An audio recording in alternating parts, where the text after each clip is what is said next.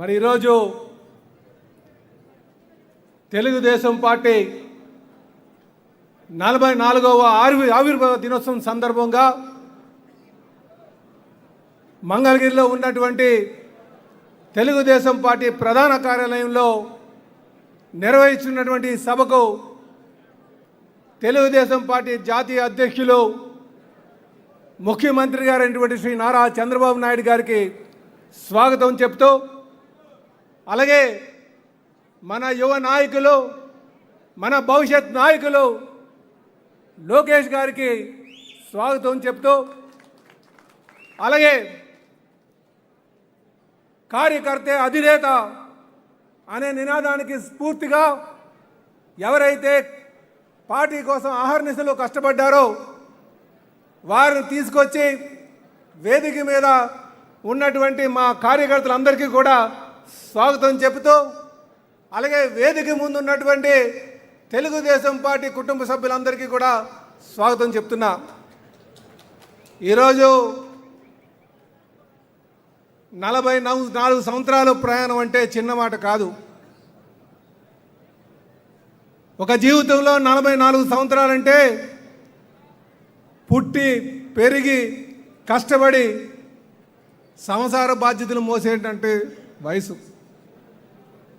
44 సంవత్సరాలుగా అనేక సంక్షోభాలు సవాళ్ళు ఎదుర్కొని ఈరోజు నించున్నామంటే అది కేవలం తెలుగుదేశం పార్టీ కార్యకర్తల వల్ల అని చెప్పి ఈ సందర్భంగా తెలియజేస్తున్నా. అలాగే ఈరోజు ఈ పార్టీ ఉందంటే అది తెలుగుదేశం పార్టీ కార్యకర్తల వల్ల. ఈరోజు తెలుగుదేశం పార్టీ జెండా ఎగురుతుందంటే అది తెలుగుదేశం పార్టీ కార్యకర్తల ఒక చెమట వల్ల. ఈరోజు తెలుగుదేశం పార్టీ యొక్క గుండు చప్పుడు లేకపోతే ఈ ఉద్యమం లేదు. కనుకనే ఈ సందర్భంగా తెలుగుదేశం పార్టీ కార్యకర్తలకు, ఇక్కడ ఉన్నటువంటి వారికి, ఈ రాష్ట్రంలో ఉన్నటువంటి తెలుగుదేశం పార్టీ కార్యకర్తలకు, ఇతర రాష్ట్రాల్లో ఉన్నటువంటి తెలుగుదేశం పార్టీ కార్యకర్తలకు అందరికీ కూడా చేతులెత్తి నమస్కారాలు తెలియజేస్తున్నా, పాదాభివందనాలు చేస్తున్నా.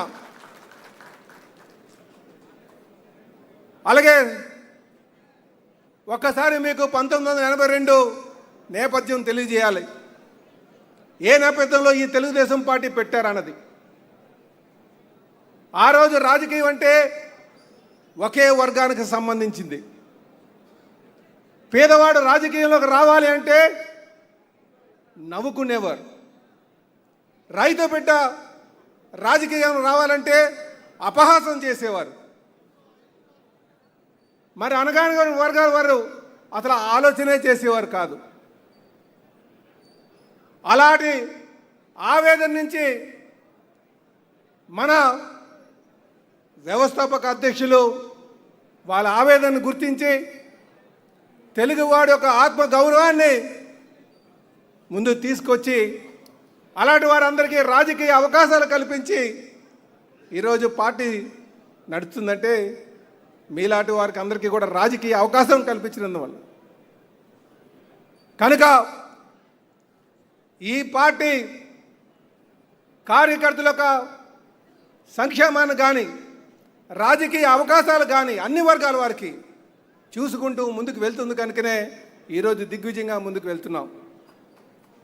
అలాగే ఆ రోజు స్థాపించి నేటి వరకు కూడా వారి సిద్ధాంతాలని ముందుకు తీసుకెళ్తున్నటువంటి మన జాతీయ అధ్యక్షులు, మన పార్టీ ప్రాంతీయ పార్టీ అయినప్పటికీ కూడా జాతీయ భావాలతో ముందుకు వెళ్తూ ఒక ఆదర్శంగా నిలిచినటువంటి పార్టీ అది మన ముఖ్యమంత్రి గారైనటువంటి శ్రీ నారా చంద్రబాబు నాయుడు గారి వల్లే సాధ్యపడిందని చెప్పి తెలియజేస్తున్నా. అనేక సంక్షేమ కార్యక్రమం తీసుకుంటూ ముందుకు వెళ్తూ సమకాలీనటువంటి ఆలోచన చేస్తూ అన్ని రంగాల్లో అభివృద్ధి చేస్తూ, అలాగే చరిత్రలో మిగిలిపోయినటువంటి నిర్ణయాలు తీసుకుంటూ అటు పోలవరం కావచ్చు, ఈనేడు అమరావతి కావచ్చు, ముందుకెళ్తున్నటువంటి నాయకత్వం, నడిపిస్తున్నటువంటి నాయకత్వం అది చంద్రబాబు నాయుడు గారి వల్ల సాధ్యపడుతుంది. ఈరోజు నేను ఇక్కడికి వచ్చి మాట్లాడుతున్నానంటే నాకేం పెద్ద రాజకీయ నేపథ్యం లేదు. ఒక కార్మిక నాయకుడిగా, తర్వాత శాసనసభ్యుడిగా అవకాశం కల్పించినటువంటి కీర్తిశేషులు నందమూరి తారక రామారావు గారు, ఆ సహకారం అందించినటువంటి చంద్రబాబు నాయుడు గారు వల్ల మా నాన్నగారు ఎమ్మెల్యే అయ్యారు. నేను ఎమ్మెల్యే అయ్యి ఇక్కడ నించున్నానంటే ఒక నీతి నిజాయితీతో ఎవరైనా ఉంటే వారికి ఈ స్థానం దొరుకుతుంది అనడానికి ఇది నిదర్శనం అని చెప్పి తెలియజేస్తున్నాం. కనుక సామాన్య కార్యకర్తలు ముఖ్యమంత్రి గారి దగ్గర, మన జాతీయ అధ్యక్షుడి వారి దగ్గర నించుకునే అవకాశం వస్తుంది. కనుక మీరు ఇది మర్చిపోవద్దని చెప్పి తెలియజేస్తున్నాం.